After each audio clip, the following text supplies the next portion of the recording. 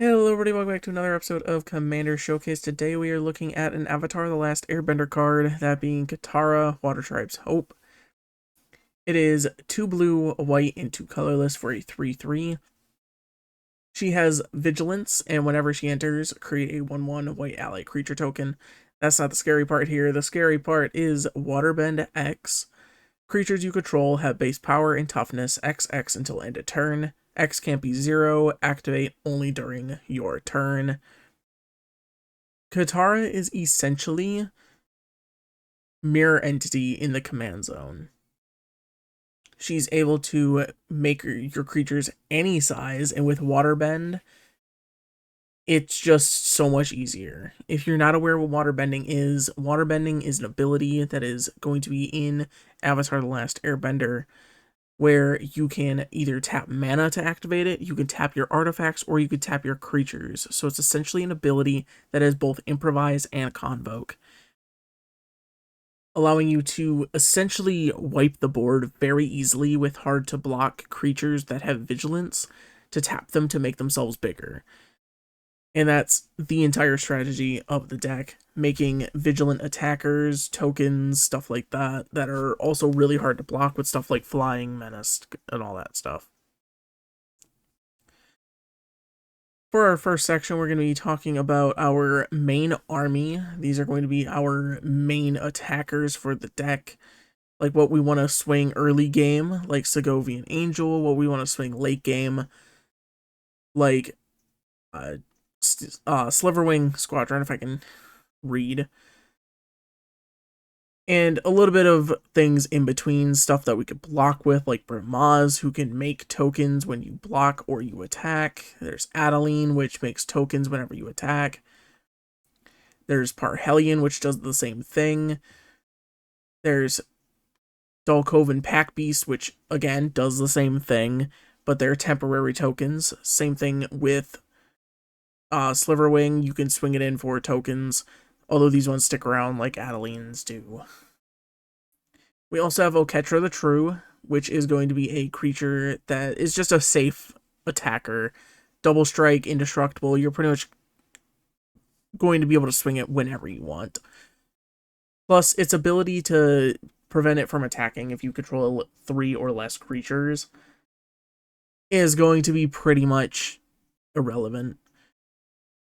As, again, this is going to be tokens, this is just flood the board with cheap creatures and be able to swing for big very easily. Speaking swinging big easily, we have an unblockable army as well. Either ways to make creatures unblockable, such as Rogue's Passage and Access Tunnel, but also unblockable creatures such as Triton Shorestalker, Mistcloak Herald, Invisible Stalker, Slitherblade, and a very scary one here, that being Blighted Agent, who is going to be a very good win con for the deck, as Blighted Agent has Infect while also being unblockable. Now, Infect, like we were talking about with our, back in episode 1 of the series, we did a poison deck, and I cannot remember the name of the commander to save the life of me. It's going to probably be on screen because I'm going to look it up after this, where it's all about Infect, Death Touch to give poison counters, stuff like that. Now, Infect deals damage to creatures in the form of -1/-1 counters, and to players in the form of poison counters. Meaning, when Blighted Agent swings in, I can make him a 10/10 and just insta-kill people. Plus, there's other ways that we're going to be able to combo with Blighted Agent to kill multiple players at the same time. Then we also have Sun Quan, who is going to be another interesting one, as he gives creatures I control horsemanship, which means that they can't be blocked except by creatures with horsemanship, which, fun fact, is one of the rarest abilities in Magic. You're going to be building your deck around it, or just so happen to come across it. And it's essentially creatures you control are unblockable. Other than that, like, most of the offense of this deck is using either unblockable creatures or ways to make tokens on attack, or just to kind of build up your creatures with stuff like Sealed Champion. That's the main offensive goal of the deck, and we also have more things that make tokens, such as Moogle's Valor, which is going to double our board state with 1/2 white Moogles, but it also has the added bonus of making all my creatures indestructible until end of turn. For 5 mana as an instant, it could very much change the tide of the game, especially with the fact that you can use Waterbend on a creature that is just entering the thing. So it has Summoning Sickness, you can still tap it for Waterbending, making Moogle's Valor pretty much a way to essentially double our base power, or potential base power and toughness, as well as allowing us to be completely safe on an offensive front from giving our creatures indestructible. Rootborn Defenses does a very similar thing, but just makes a token. But again, makes our creatures indestructible, which is our main goal, is to protect our creatures while we swing freely. Virtue of Loyalty is going to also be a good support piece here, and is going into our next topic, which is untapping.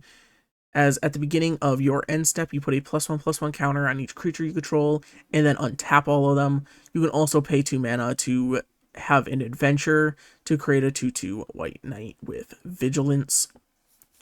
Going into our next section, we are going to be talking about untapping everything. These are all mostly ways to untap in the event of an end step or whatever. Intruder Alarm is a bit of a outlier on this. Intruder Alarm is preventing all creatures from untapping during their controller's untap steps, but whenever a creature enters the battlefield, untap all creatures. This pretty much sets us up to where we can prevent ourselves from tapping, or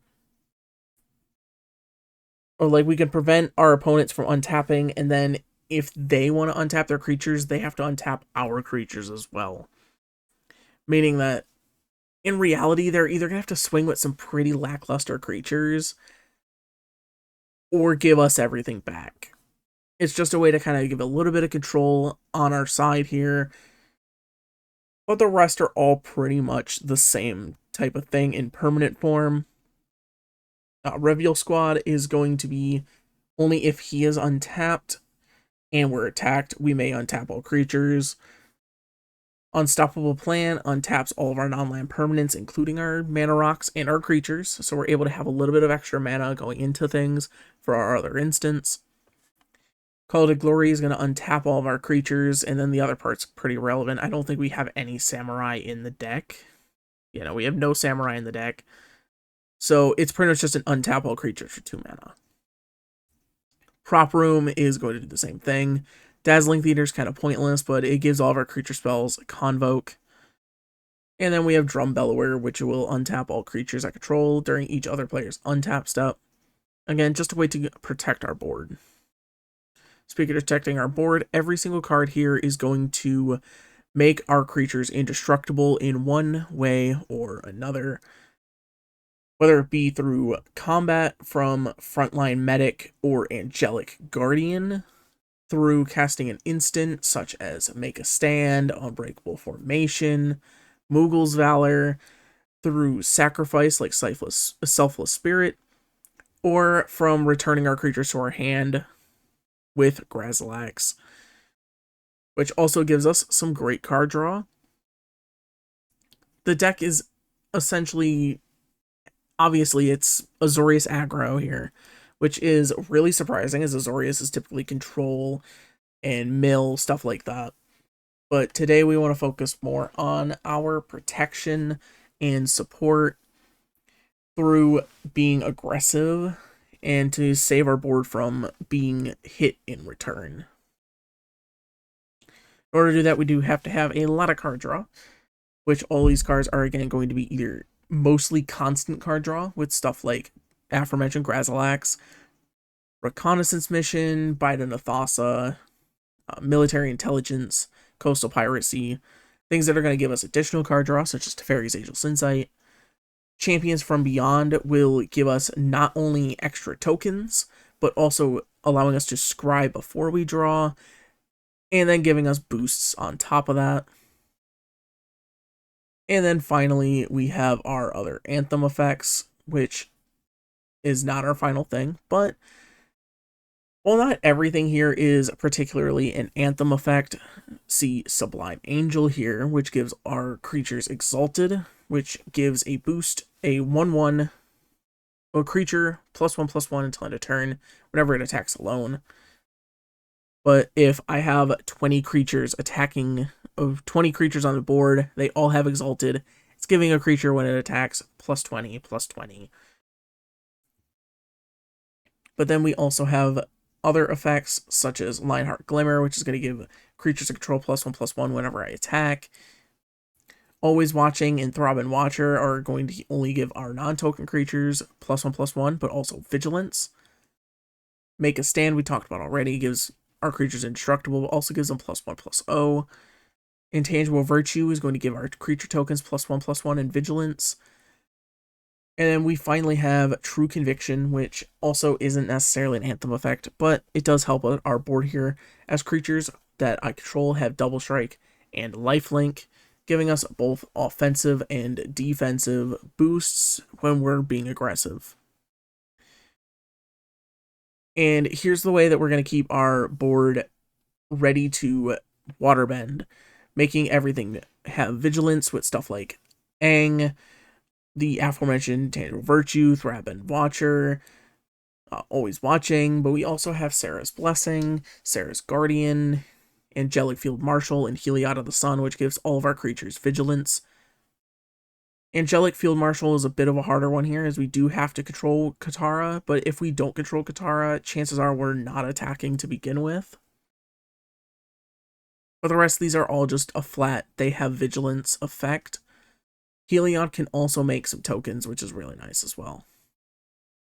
And that is the deck. We have our mana base here, which there are a couple things I want to talk about. As you can see here, we have Omen Hawker, which can tap for blue and a white, or blue and a colorless, but can only be spent to activate abilities. This is going to be a great support piece for waterbending, as instead of tapping him for 1 mana, we're able to tap him for 2, allowing us to get extra boosts out of tapping him for the mana. Plus, we could also tap him for stuff like Heliod and stuff like that to make extra tokens.